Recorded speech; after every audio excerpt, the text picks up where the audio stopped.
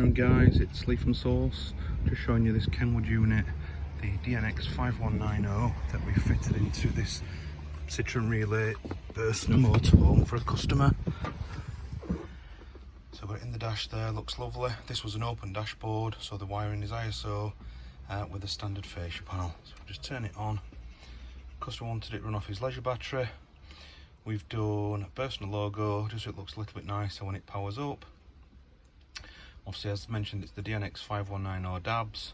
So you've got Garmin navigation, CD, DVD, Bluetooth streaming, the FM radio and DAB radio, as well as Apple CarPlay and Android Auto via the two USB connections. Looks lovely in there.